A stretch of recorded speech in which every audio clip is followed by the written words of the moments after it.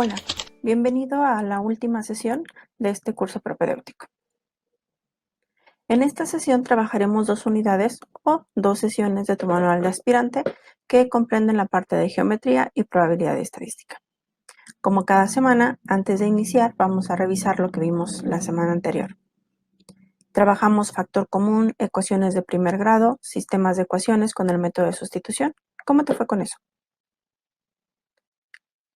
¿Comprendiste todos los temas? Te vas a dar cuenta, igual que en la semana anterior, que parte de los temas que vimos en la semana pasada vamos a trabajarlos en esta parte. Hoy aprenderemos en geometría, perímetro, área, volumen y teorema de Tales. Y en la parte de probabilidad estadística veremos medidas de tendencia central y probabilidades.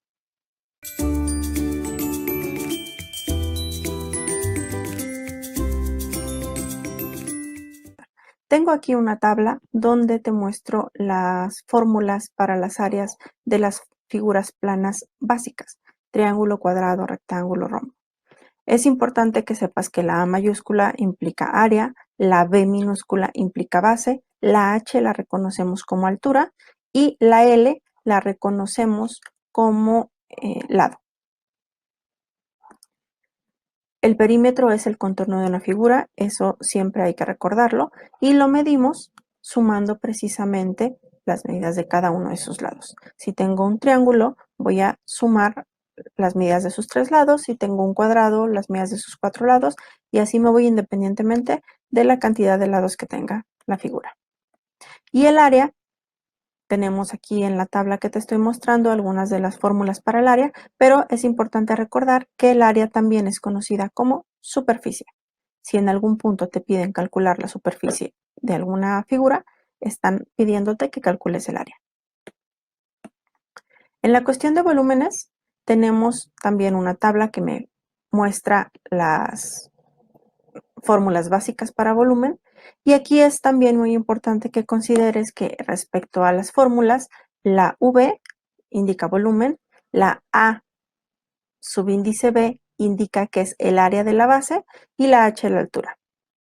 Para calcular un volumen, la mayor parte de las fórmulas son área de la base por la altura. Claro está, no todas. Es importante reconocer cuáles sí se pueden y cuáles no. Por ejemplo, los prismas y los cilindros funcionan perfectamente, todas ellas. Pero para la pirámide y para el cono, tenemos que dividirlas entre 3. Es importante que recuerdes estos detalles para el momento cuando tú vayas a hacer cálculo de volúmenes. Vamos a comenzar ahora con los ejercicios de geometría. Tengo un problema que dice: ¿cuál es el perímetro de un rectángulo que mide de base 7x menos 2 y de alto 2x más 8? Antes de iniciar a resolverlo, ¿qué estamos viendo aquí? Lo primero que podemos ver es que tenemos que calcular un perímetro. Pero además tengo expresiones algebraicas como medidas, lo que me indica que tengo que utilizar conocimientos que ya hemos visto en las sesiones anteriores. Bien, ya tengo aquí un rectángulo.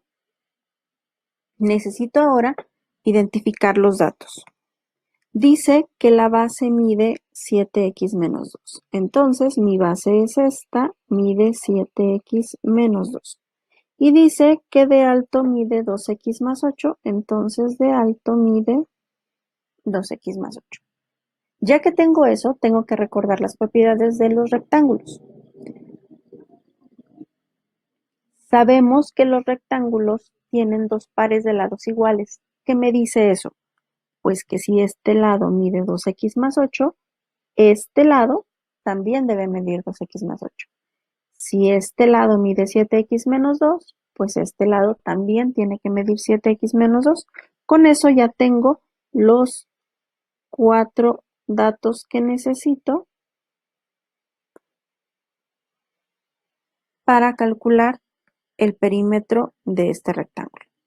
¿Y qué hago entonces? Pues obtengo los datos para poder realizar la operación.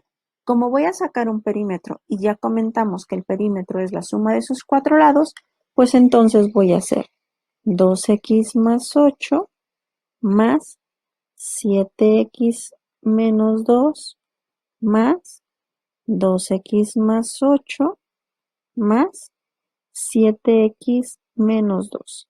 ¿Qué hice?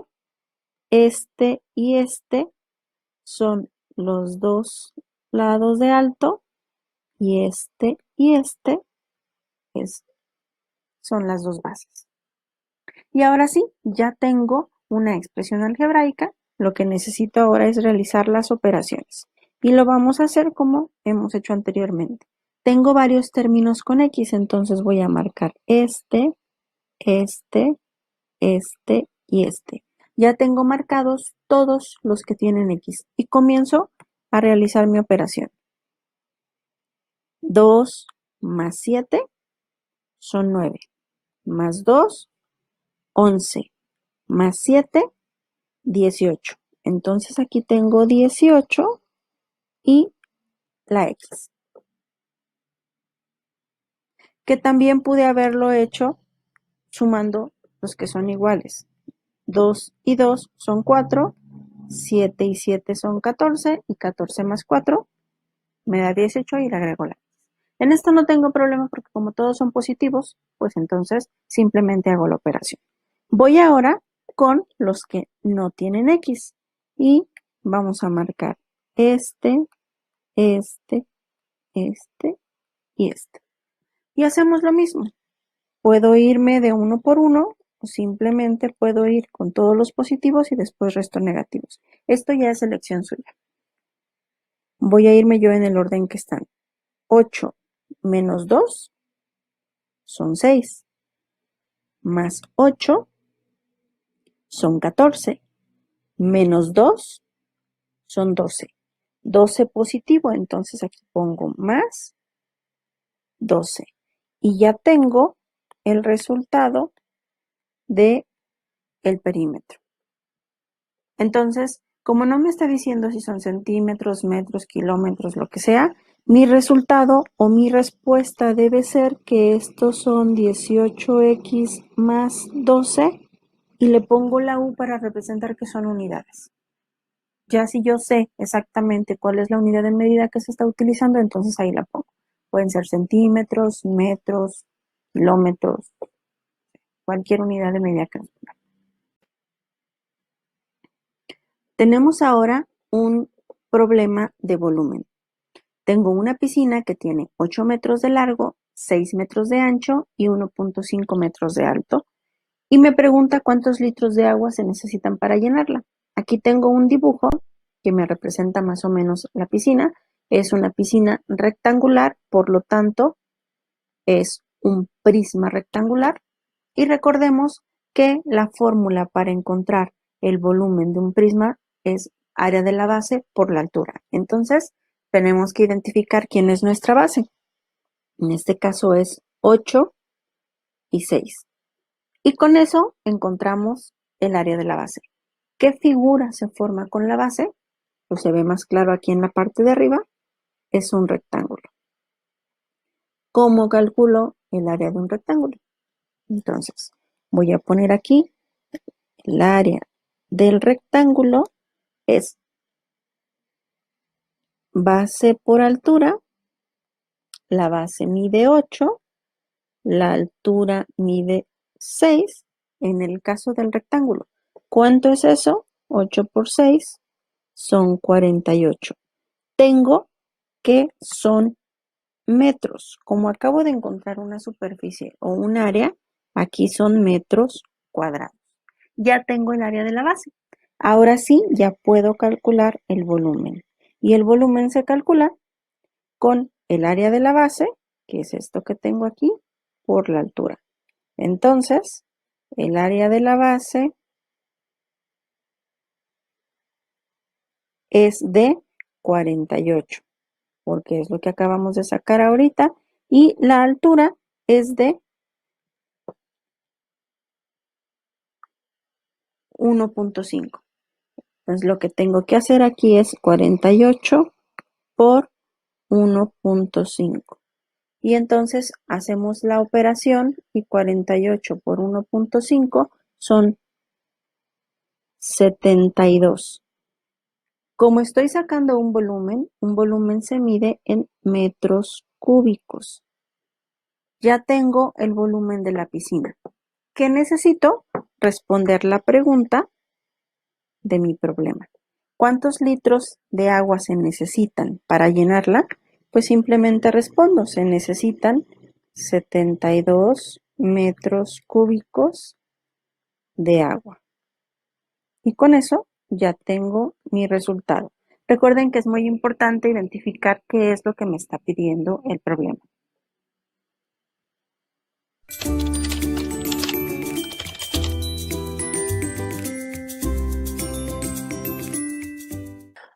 Un tema importante es el teorema de Tales,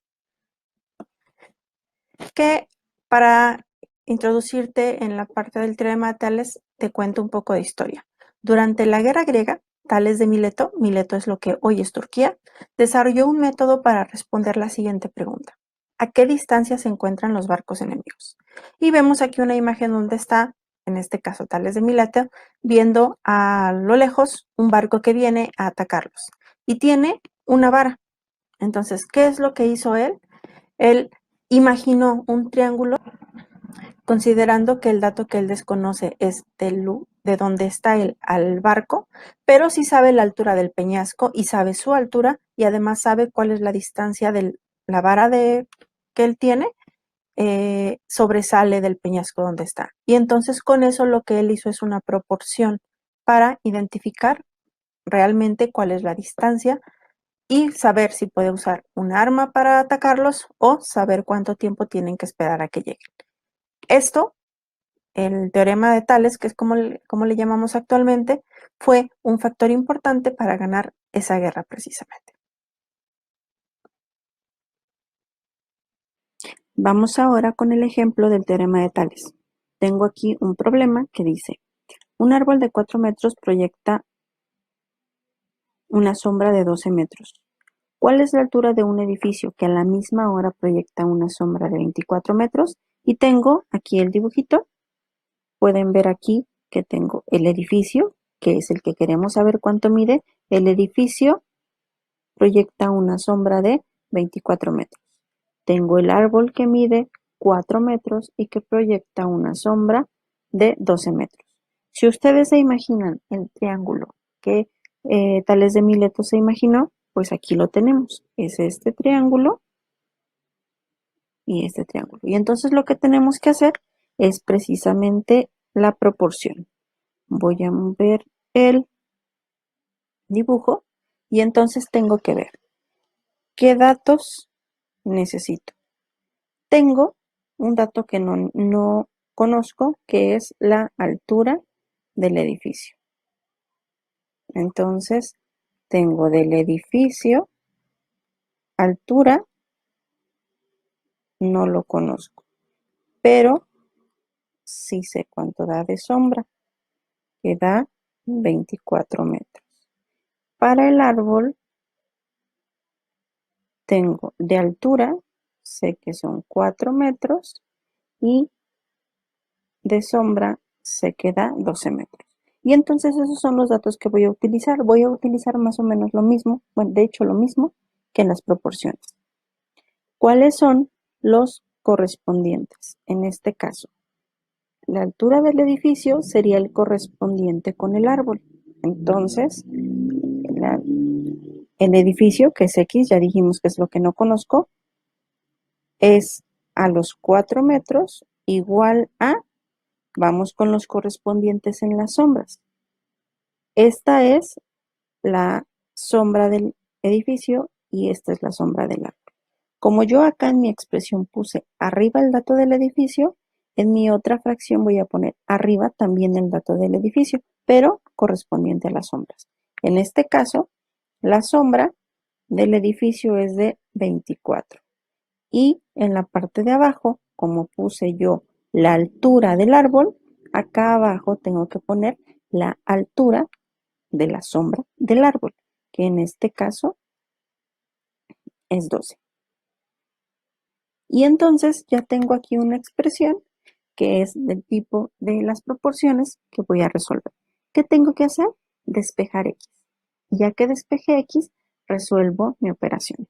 Aquí tengo dos maneras de hacerlo. Puedo primero resolver la operación que tengo del lado derecho o simplemente este 4 lo paso multiplicando para acá. Entonces vamos a realizarlo. Voy a dejar x aquí. Ese 4 que está dividiendo lo paso al otro lado multiplicando. Entonces aquí me queda 24 por 4 sobre 12. Si se fijan, lo que acabo de hacer ahorita es resolver una ecuación. Y eso también lo vimos la sesión pasada. Entonces, ya que tengo eso, lo único que tengo que hacer es la operación. ¿Cuánto es 24 por 4? 24 por 4 son 96 entre 12. Y 96 entre 12 son 8. Y lo que acabamos de encontrar es la altura del edificio. ¿Qué significa? Pues que el edificio tiene una altura de 8 metros. Y con eso ya encontramos, utilizando el teorema de Tales, la altura de un edificio que tenemos solamente teniendo otro punto de referencia como lo es el árbol y la sombra que proyecta.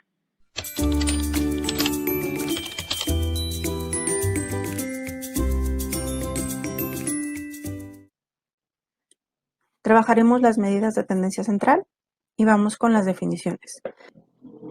Media es el promedio de los datos. Se obtiene sumando todos los datos y dividiendo entre la cantidad total de datos. Esta medida de tendencia central es la que tú utilizas para sacar el promedio de tus calificaciones, por ejemplo. La moda es el dato que más se repite.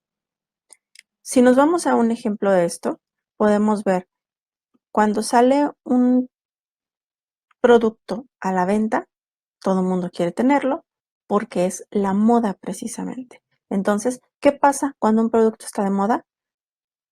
Mucha gente lo adquiere y de repente mucha gente lo tiene. Entonces, es el producto, digamos, que más se compra en ese momento. A eso se refiere la moda, el dato que más se repite en ciertas circunstancias. Vamos con la mediana, que es el dato central después de ordenarlos si la cantidad de datos es impar. Por el contrario, si la cantidad de datos es par, lo que tenemos que hacer es encontrar el promedio de los dos datos centrales. Un ejemplo para la mediana es las familias donde hay 3 hijos, por ejemplo. Si hay 3 hijos, uno se conoce como el grande, uno se conoce como el chico o el menor, y el que está en el centro se conoce como el mediano. Ese sería un ejemplo práctico de cómo trabaja la mediana. Vamos a realizar un ejercicio de medidas de tendencia central. Nuestro ejercicio es el siguiente.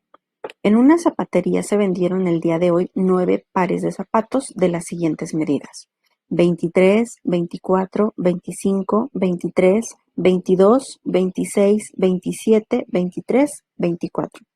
Encuentra la media, moda y mediana del conjunto de datos. Bien, recomendación. Y esto es para cuando son datos pequeños. Bueno, cantidad de datos pequeños. Primero hay que ordenarlos. Es más sencillo trabajar con los datos si los ordenamos primero. Claro está, esto es una recomendación. Cada quien puede trabajar de la manera que más le guste. ¿Cuál es el dato más pequeño que tengo? 22. Entonces voy a poner 22 y lo tacho. Y después 23. Tengo un 23, 2 23, 3 23. Entonces pongo 23, 23 y 23. Ahora voy con el 24. 24 tengo uno aquí y tengo otro aquí. ¿Y son todos? Entonces 24 y 24. Y después voy con el 25, que solo tengo uno. Después voy con el 26 y ya solo me queda el 27. Aunque aquí los estoy marcando y todo, es importante contarlos para saber qué son. 1, 2, 3, 4, 5, 6, 7, 8, 9. Tengo mis 9 datos, entonces parece que hicimos todo correcto. Y entonces ahora sí, tengo que encontrar, según las indicaciones, la media. La media, recuerden que es el promedio. ¿Cómo se saca el promedio? Sumo todos mis datos, sumo todos estos y los divido entre la cantidad de datos, que aquí ya sabemos que la cantidad de datos es 9. Yo ya tengo la suma de esos. La suma de mis datos me da 217 entre la cantidad de datos, que es 9.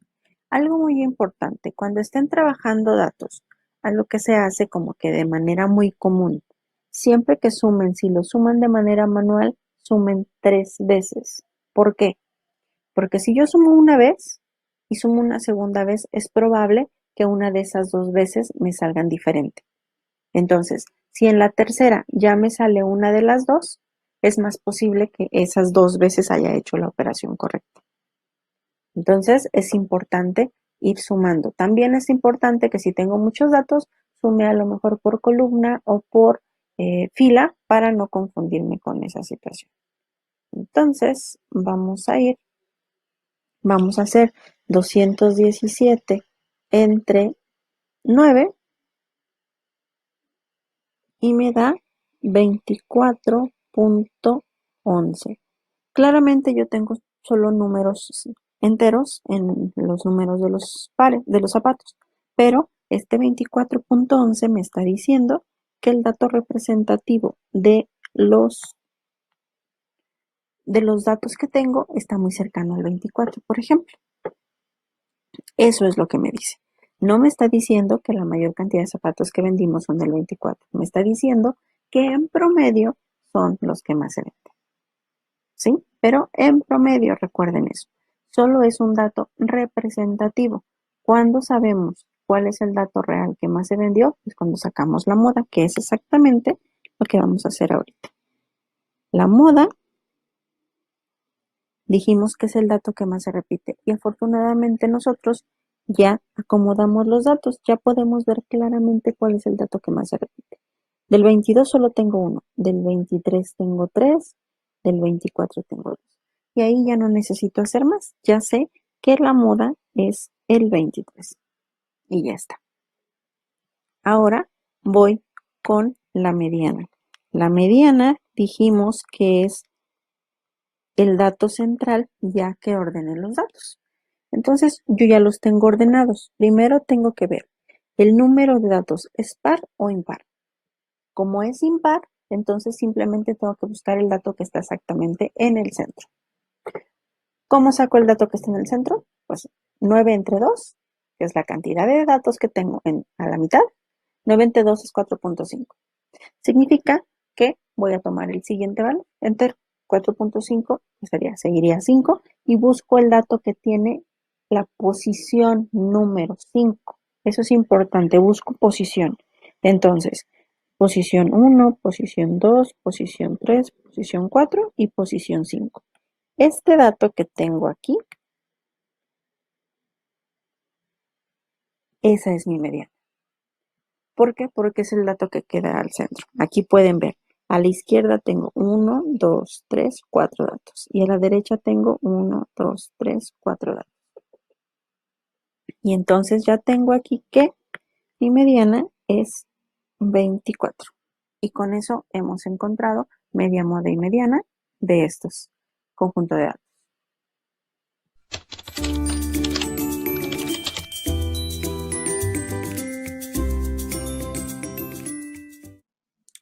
Vamos ahora a ver sobre probabilidad. Primero, la definición de probabilidad, que es la probabilidad de un evento es la certeza de que este suceso ocurra. Se calcula con la siguiente manera. P de A, que sería la probabilidad del evento, en la A es el evento del cual estamos hablando, es igual a la cantidad de eventos favorables entre la cantidad total de eventos. Es importante recordar que la probabilidad solamente se mide de 0 a 1. Si yo calculo una probabilidad y obtengo un número negativo o resulta que me da un número mayor que 1, tengo que revisar mi procedimiento porque entonces algo hice mal. Tengo un ejercicio de probabilidad que me dice, en una bolsa hay 10 bolas numeradas del 11 al 20. Algunas son verdes y otras son rojas. Inciso A. Si sacamos una sin mirar, ¿cuál es la probabilidad de obtener un número primo? Inciso B. Se sabe que la probabilidad de sacar una bola verde es 6 sobre 10. ¿Cuántas bolas hay de cada color? Entonces, vamos a resolver primero el inciso A. Si sacamos una sin mirar, ¿cuál es la probabilidad de obtener un número primo? Tenemos primero que recordar qué son los números primos. Nosotros tenemos números 11, 12, 13, 14, 15, 16, 17, 18, 19 y 20. La definición de números primos es aquel que solamente se puede dividir entre sí mismo y 1. Entonces, nosotros buscando números primos, vamos a encontrar que el 11 es primo, el 12 no lo es porque el 12 puedo encontrar más divisores, puede ser 2 por 6, 3 por 4. El 13 es primo, el 14 no porque puedo encontrar 7 por 2, el 15 es 3 por 5, el 16 es 8 por 2, el 17 es primo, no puedo encontrar un par de números que multiplica 2 me den 17. El 18 es 9 por 2, el 19 es primo y el 20 pues es 10 por 2 o 5 por 4. En ese rango de números tengo 4 números primos. Y entonces vamos a recordar la fórmula que dice que la probabilidad de que algo suceda es el número de casos favorables entre el número total de datos. Cuando yo tengo ya identificados quiénes son mis datos favorables y cuántos son el número total de datos que tengo, entonces voy a empezar a calcular. La probabilidad de, y lo voy a poner con minúscula, como si fuera de que sea un número primo. ¿Cuántos números primos hay entre los números que tengo? Como ya los marqué, son 4. Entonces esto es 4 porque son los casos favorables que tengo, o sea, solamente hay 4 números primos entre ellos, entre el número total de datos. ¿Cuántos datos tengo?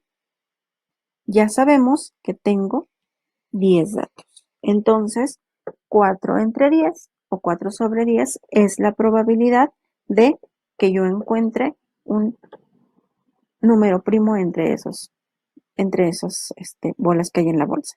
Que esto, lo más común es dejarlo como 4 décimos, pero también yo podría hacer la división y bueno, 4 décimos es lo mismo que 0.4. Cualquiera de estos dos es un resultado correcto para esto. Bien, ya está el inciso A. Vamos a ver ahora inciso B. Se sabe que la probabilidad de sacar una bola verde es 6 sobre 10. ¿Cuántas bolas hay de cada color? Y bueno, aquí una ventaja es que ya utilizaron la fórmula para probabilidad. Voy a poner aquí, la probabilidad de que sea verde es 6 sobre 10. ¿Qué me dice esto? Volvemos a la fórmula. Estos son los casos favorables y estos son el total de casos. Si tengo 6 casos favorables de que sean verdes, ¿qué significa? Pues que en el conjunto de datos tengo 6 que son verdes. Y como son 10 en total, ¿cuántas rojas hay? Pues entonces tengo que hay 4 rojas. Y ya tengo el resultado del inciso B. Hemos llegado ya al final de la sesión o de las sesiones 4 y 5 de este curso propedéutico. Ya puedes realizar los ejercicios de tu manual de aspirante que corresponden a las páginas 48 a las 50 y las 55 a las 59. Con esto hemos terminado ya el curso propedéutico en la parte de habilidad matemática. Espero que todas las sesiones que trabajamos hayan sido de mucha utilidad para ti, que hayas trabajado a la par de nosotros con tus ejercicios del manual de aspirante y todas las dudas que surgieron hayas podido resolverlas en el link que te pasan al final de cada sesión. No me queda más que desearte éxito en tu examen de admisión. Esperamos verte muy pronto en nuestra familia con Ale. Hasta luego.